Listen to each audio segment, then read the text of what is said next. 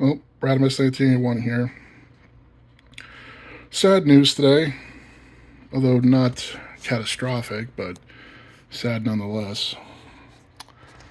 My Formica subcericea queen is all by herself. I know the light's low. You can see her in there, but her last remaining workers died shortly after I moved her into the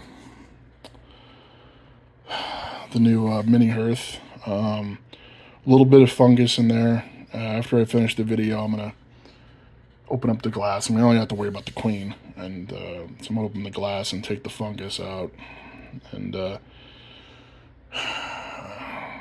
gonna try to feed him tonight some freshly killed flightless fruit flies. But the fact she has no workers to bring him down is concerning.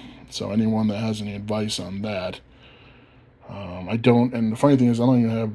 No, I may have a test tube. No, I should have some test tubes I could hypothetically put her in.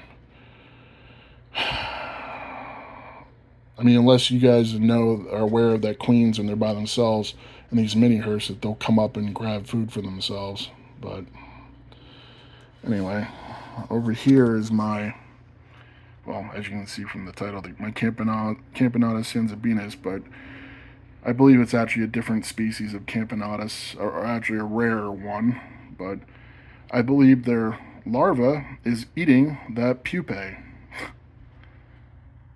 I know it's hard to see, it's very dark.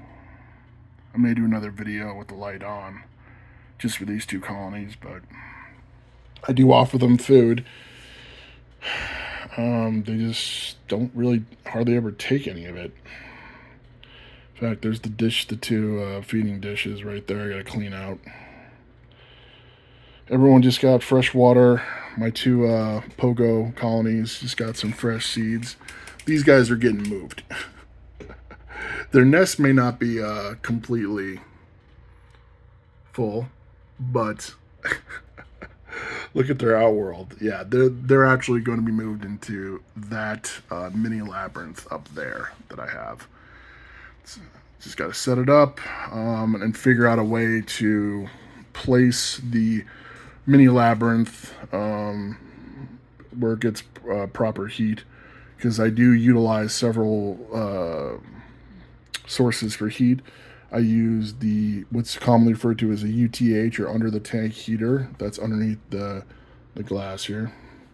I also utilize heat bulbs, which are ceramic, and those two are temp controlled. Got the temp controllers down there. And then I also use as you can see, the heat cables that are not temp controlled.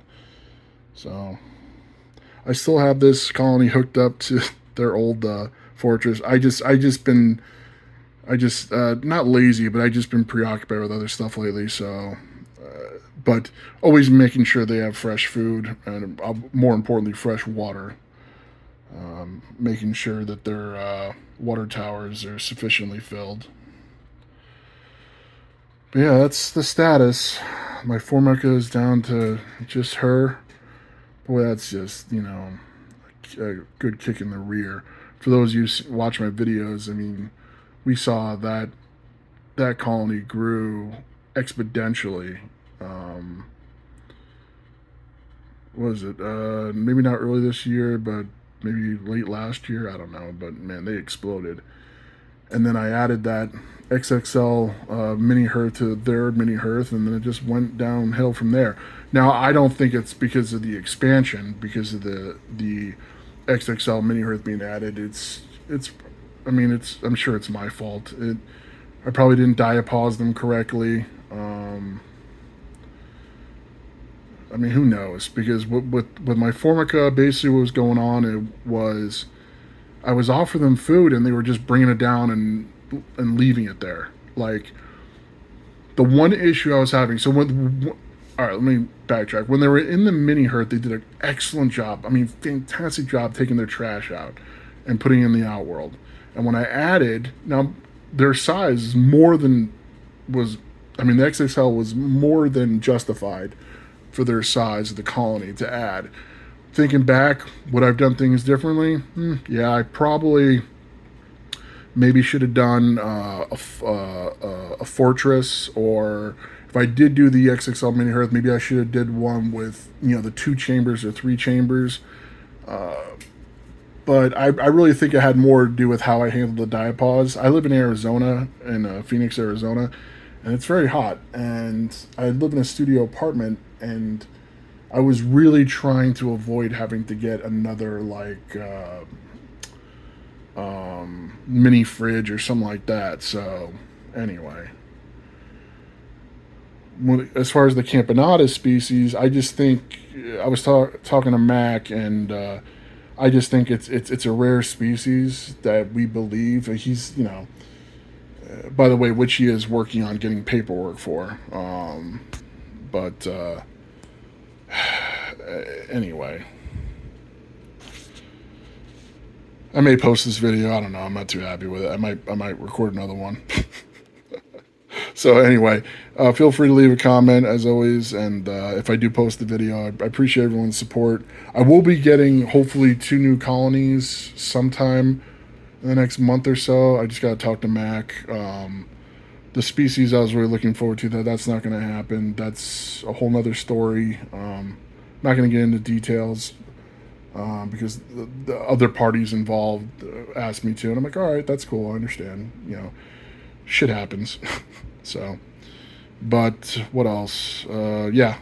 But anyway, the 2 other ones are the Pogomyrmex maricopa, which are supposedly have one of the nastiest stings in the animal kingdom. This is the one where you hear stories about the harvester ants having a bad sting.